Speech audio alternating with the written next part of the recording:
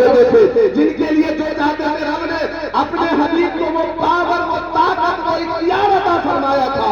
जो चाहते आप कर सकते थे, लेकिन वो फातिमा ज़हरा है जिनके लिए पर्दे का हुक्म मिला। तो मेरी फातिमा ने, आपकी फातिमा ने पर्दे का वो ख्याल किया।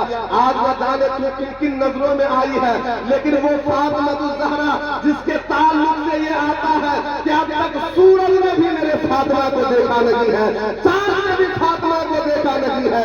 वो फातिमा ज़हरा है जिनके पर्दे का ये आलम है। और अगर हुजूर अलैहिस्सलातु वस्सलाम की अगर बीवी को देखा जाए, आज तो ये समझती है कि हम अल्लाह वाले के लिए आए हैं, अल्लाह राजी हो गए होंगे, अल्लाह वाले राजी हो गए होंगे। आए ना हुजूर की एक बीवी आयशा सिद्दीक़ा रज़ी अल्लाह तआला अन्हा है, उनकी भी एक झलक को देखते हैं बड़ी तेजी के साथ। वो प्यारे आका अलैहिस्सलातु वस्सलाम की प्यारी बीवी हज़रत आयशा है। मालूम है प्यारे आका अलैहिस्सलातु वस्सलाम का ज़ाहिरन इंतकाल हो गया, उनके कब्र के अंदर दफन कर दिया गया, हुजूर का मज़ार बन गया। मज़ार बनने के कुछ ही दिन के बाद लिहाजा अबू बकर सिद्दीक रज़ी अल्लाह तआला अन्हु का भी इंतकाल हो गया। अबू बकर सिद्दीक कौन है? तो हमारे नबी के ससुर है। कौन? इसलिए कि अबू बकर की बेटी आयशा मेरे नबी की ज़ौजियत में दी। लिहाजा हुजूर का मज़ार कहाँ है मालूम है? तो हुजूर का मज़ार हज़रत आयशा के हुजरा में है, यानी जिसमें हुजूर रहते थे उसी कमरे के अंदर, उसी हुजरे के अंदर, उसी रूम के अंदर प्यारे आका अलैहिस्सलातु वस्सलाम का रोजा बनाया गया, कब्र बनाया गया, उसी के अंदर हुजूर दफन किए गए। और उसी में हज़रत आयशा सिद्दीक़ा रज़ी अल्लाह तआला अन्हा रहा करते थे। तो हुजूर के इंतकाल करने के बाद भी, ज़ाहिरन पर्दा पर जाने के बावजूद भी आयशा उसी कमरे के अंदर रहती थी, हुजूर के कब्र के अंदर के करीब में रहा करती थी। फिर कुछ दिनों के बाद उनके अब्बा जान हज़रत अबू बकर सिद्दीक रज़ी अल्लाह तआला अन्हु का इंतकाल हो गया। प्यारे आका के दाहिने पहलू में हज़रत अबू बकर सिद्दीक को भी लेटाया गया। फिर भी आयशा आ रही है, आयशा कब्र के पास ठहर रही है। उसके बाद अबू बकर के बाद खलीफा-ए सानी हज़रत उमर फारूक रज़ी अल्लाह तआला अन्हु का इंतकाल हो गया।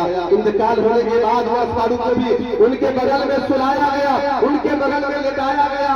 ऐ मेरी माँ बहने, एक बात आप करें, समाज की दहलीज पर मैं रख रहा हूँ, सुन ले गौर से और इस बात को दिल में रख ले कि आज तू जिंदों के नगमे में तू आई है, लेकिन एक पैगाम आयशा के हवाले से तेरी समाज की दहलीज में रख रहा हूँ।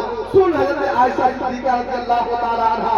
लिहाजा अबू बकर जो आयशा के अब्बा थे, कब्र के पास आते थे, रहते थे, लेकिन जब उमर का इंतकाल हुआ, उमर को दफनाया गया, आयशा ने आना बंद कर दिया। आयशा ने जो हुजूर की बीवी है, हम तमाम मोमिनों की माँ है, वो हम तमाम मोमिनों की माँ आयशा। उमर दफन हुए, आना बंद। किसी ने रोका नहीं, किसी ने उन्हें मना नहीं किया, खुद आना बंद कर दिया।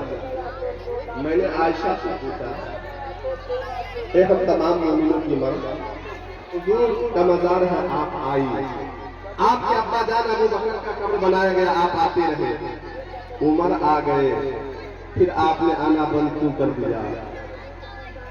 क्यों नहीं आई? आप अबू बकर थे तो आते थे, हुजूर थे आते थे, उमर आए, आपने आना क्यों बंद कर दिया? तो आयशा सिद्दीक़ा रज़ी अल्लाह तआला अन्हा का जवाब सुन लीजिए। आयशा कहती कि मुझे शर्म आती है कि अब मैं हुजूर की कब्र अनवर पर जाऊं, इसलिए कि अब्बा थे तो जाते थे, मेरे शौहर थे तो जाते थे, अब उमर आ गए हैं, अब उमर के सामने वो मैं कैसे जाऊं? वो आयशा थी, हम मोमिनों की माँ थी, जो पर्दे का इतना ख्याल करती थी। जिंदा तो दूर की बात है, बल्कि कब्र में जो चले गए हैं उनसे भी आयशा पर्दा किया करते थे।